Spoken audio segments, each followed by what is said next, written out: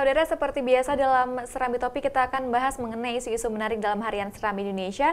Dan saya sudah ditemani bersama dengan Bung Buhari Amali, Sekretaris Redaksi Harian Serambi Indonesia. Kita sapa terlebih dahulu. Assalamualaikum Bung Buhari. Waalaikumsalam. Ya Bung Buhari, tentunya banyak sekali informasi yang masuk di meja redaksi sejak kemarin hingga tadi malam.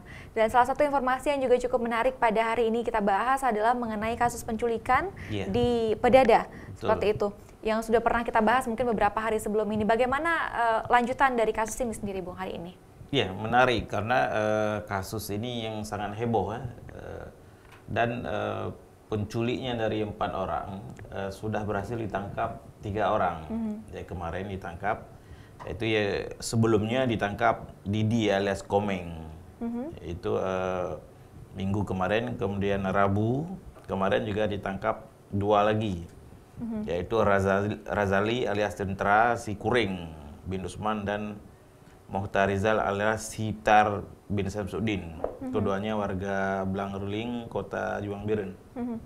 Kita patut memberi apresiasi kepada polisi karena ini terhitung cepat dari kejadiannya hari Jumat sore dan hari ini kemarin dalam tempo 4 hari sudah berhasil ditangkap pelakunya, hanya tinggal 1 orang lagi yang diburu. Berarti saat ini masih dalam proses memburu 1 lagi tersangka seperti itu untuk kasus ini sendiri? Iya, saya kira nggak sulit bagi polisi untuk memburu 1 lagi karena kan identitasnya sudah diketahui, apalagi 3 temannya ini sudah ditangkap dan dibawa masuk sel. Jadi ini akan memudahkan pihak kepolisian memburu pelaku. Apa tahapan selanjutnya mungkin, Bung, yang mungkin sudah dibeberkan oleh pihak kepolisian yang akan dihadapi oleh para tersangka ini sendiri? Ya, saya kira mereka akan dibawa ke pengadilan ya, dan karena mereka saat penculikan menggunakan senjata AK-47. Ini kan juga bermasalah karena menggunakan tanpa izin. Saat melakukan penculikan terhadap korban Harmeli itu, dia sempat melupakan senjata karena ditangkap di warung ya. Ini tentu akan tugas polisi untuk menyelidiki dari mana mereka memperoleh senjata ilegal ini. Karena ini kan sangat berbahaya apabila senjata berada di tangan sipil, tentunya tidak bertanggung jawab. Tapi kemudian sudahkah kita dapat informasi dari pihak kepolisian mungkin seperti itu motif yang melatar belakangi penculikan ini sendiri, Bung? Ya, disinyalir ada hubungannya dengan dana ya, karena korban ini pendamping desa, pendamping pembangunan desa. Di sana mungkin ada proyek yang sedang ditangani, mungkin diincar soal ini. Tapi juga tidak tertutup kemungkinan ada soal-soal yang lain, misalnya soal pribadi dan sebagainya. Tapi untuk sementara diduga keras terkait dengan itu. Ya, tentunya informasi ini masih akan terus kita kejar, Bung, ya, hingga terusut tuntas dan juga terselesaikan kasus ini oleh pihak kepolisian seperti itu. Dan informasi secara lengkap bisa Anda baca dalam Harian Serambi Indonesia. Dan yang juga cukup menarik, Bung, terkait dengan kasus Kapolsek Betung yang juga sempat kita turunkan kemarin, yang mungkin kita sebut running news hari ini. Betul. Seperti apa update informasinya hari ini, Bung? Ya, hari ini juga Kapolres di sana tentu juga bergerak cepat menjadikan WA ini Ibtu WA Kapolsek Betung menjadi tersangka dan juga dicopot dari posisinya sebagai Kapolsek. Saat ini mereka di Ibtu WA ini ada di Polres Nagaraya. Tentunya non job ya, tidak ada jabatan ya di sana. Ini menarik karena kan ada 2 hal sebetulnya yang menarik. Yang pertama, polisi yang seharusnya memberantas illegal logging itu, tapi juga ikut terlibat. Yang kedua, kita juga mengapresiasi polisi yang tidak pandang bulu untuk menindak, meskipun pihak polisi sendiri yang terlibat dia sikat. Ini pantas kita beri apresiasi sehingga kasus-kasus illegal logging tidak terulang, karena itu di kawasan Betung sangat berbahaya itu, Nana. Karena kan daerah rawan banjir ya. Apabila kasus penebangan hutan tidak ditertibkan, ini akan berbahaya bagi masyarakat di sana, saya kira. Tapi apa yang kemudian Serambi lihat kasus ini sendiri yang illegal logging ini dilakukan oleh aparat kepolisian sendiri yang memang seharusnya memberantas hal itu seperti itu. Apa yang dilihat oleh Serambi?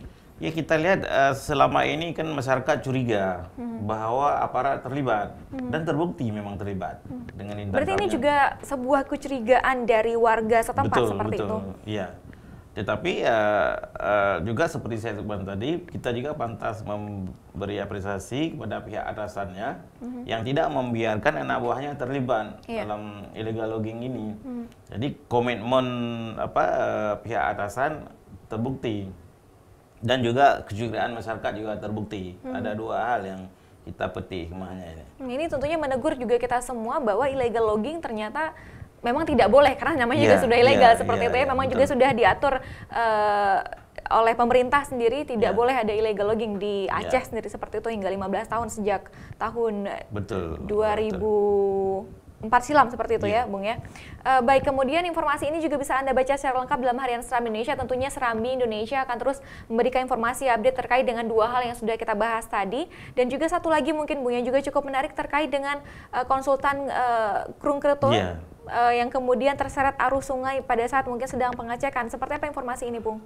Iya, ini sangat miris ya. Ada para konsultan yang melihat kawasan itu, dia mencoba menyeberang sungai, ada 7 orang, satu mobil, mobil Ford.